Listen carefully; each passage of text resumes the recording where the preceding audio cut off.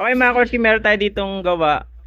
MIUI 125. Bigyan ko kayo ng tips mga Korski pagdating dito sa MIUI 125 Meron po siyang engine error na engine temperature sensor Mga Korski, ganito ang pag-tester kung wala kayong diagnostic tools pero mababasa nyo naman po yan sa kanyang dashboard at nagbi-blink naman po yan Ngayon mga Korski, ang gagawin nyo lang, kuha lang kayo ng multitester.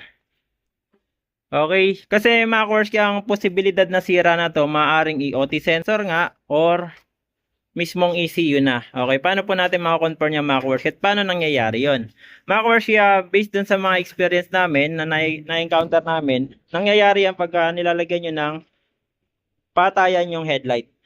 Okay? Kasi sa mga MIUI 125, kung ano yung standard niya na nandyan, wag nyo na pong ipapagalaw yan mga Kaworski para hindi magka-problema ang ating motor dahil hindi naman po ilalagay ng engineer yan nang wala silang dahilan. Okay? Sa mga Kaworski, gawin lang natin, gamit tayo ng multitester, At color coding lang naman. So, syempre, bago natin gawin yon, tanggalin nyo muna yung battery para safe. Lalo na kung mag-DIY lang kayo. Okay? Okay mga Kaworski, pag itetesta na ito, gamitan natin na continuity mga Kaworski. Gamit tayong multitester. Continuity gagamitin natin So, madali lang naman to mga Kaworski Sa mga nagdi-DIY, alam nyo na to. Dapat nako-continuity natin siya. So, ang kulay po na yung mga Kaworski ay blue na may stripe na black. Okay? And then may dot yan Tapos yung isa naman, green na may stripe na red. So, bali na sa gitna sila mga Kaworski Sa gitna, ayan. So, bali dito siya. Ito yung pinakasakit nasa bandang kanan mga Kaworski Ayan. Isa to. So, na-tester ko na to. Ito, goods lahat. Ito sa bandang kanan, pangatlo, and then, pangalawa. Testerin nyo. Ito mga Kaworski, goods na to. Walang problema, Ngayon mga Kaworski, pagka na-tester na natin to at goods naman, palitan nyo naman po ng EOT sensor. Kung wala kayong diagnostic tools, palitan nyo na kagad. Okay? So, meron tayo dito. Honda, pwede rin yung mga Kaworski, Yan. Pagka ganun pa rin at may error pa rin, ibig sabihin doon mga Kaworski, may problema na po ay yung ating ECU. Okay? Paano man natin matitrace na yun ang problema? Simple lang. Napalitan na natin pyesa, ayaw pa rin mawala yung error. Ibig sabihin, may problema yung nagbibigay ng supply dito sa may EOT natin. O hindi na nakakapunta dyan yung supply natin, Parang nabablock na pagdating do sa ECU. Nangyayari yan dahil sa pagpapatay natin ng headlight. Okay? So, ito yung code ng kanyang Pero, tetestingin natin dahil may isa pa ritong MIUI 125. Susubukan namin yung ECU nere dito para may idea rin sila bossing kung ano talaga problema. Okay? So, palta ko muna to. Okay mga Kaworski, ito. Napalitan na namin ng EOT sensor. Pero, binura ko na rin sa diagnose. Ito search natin Kung wala kang diagnostic tools mga Kaworski, kasimple lang yan. Pag in-on nyo po siya, dapat wala na siya mag-check engine. Binura na namin pero andyan pa rin. Okay. May error 28 pa rin siya. Dalawa. Ito yung mabilis. 1, 2, 3, 4, 5, 6, 7, 8. Okay. So, yan. Confirm mga Kaworski, ang problema natin ay ECU.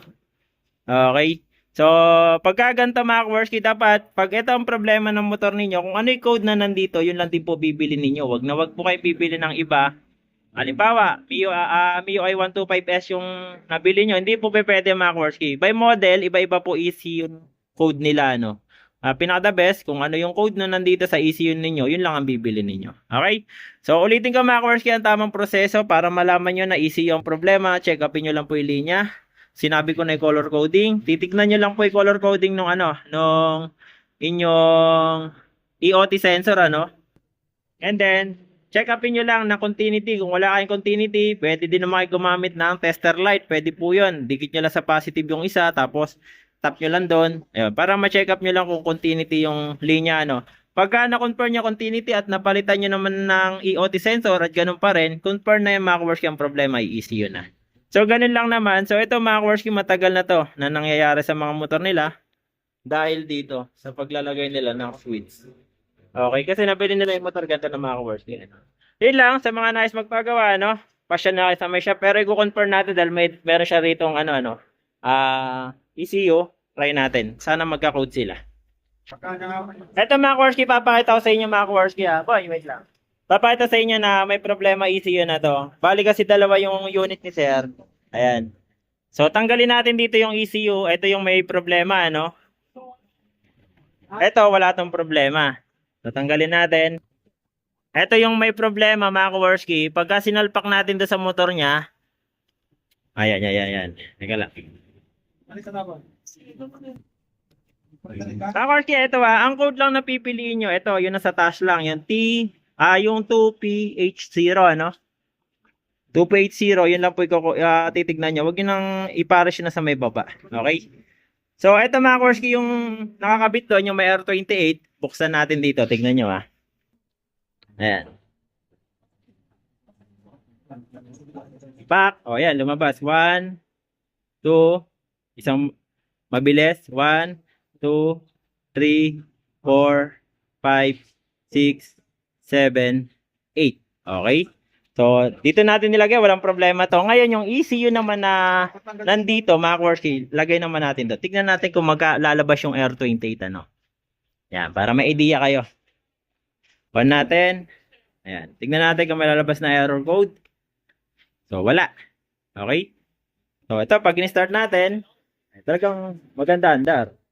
Ito nga pala, may problema pa pala sa TPS to. Pero gumanda yung andar niya. Nung ito nilagay natin. Okay, walang error. Okay? Confirm natin mga Kaworski na may problema ang kanyang ECU. Ito yung goods, kasi ito yung nanggaling dito. Yan. Kaya sa mga nais magpa-check mga Kaworski, ano, yung ginawa natin proseso doon na pag-check up, ganun lang gawin ninyo, makakonfirm nyo ng easy yung problema. Okay? So, ayan mga Kaworski, sa mga nais magpagawa dito sa aming shop, pasyal na lang kayo.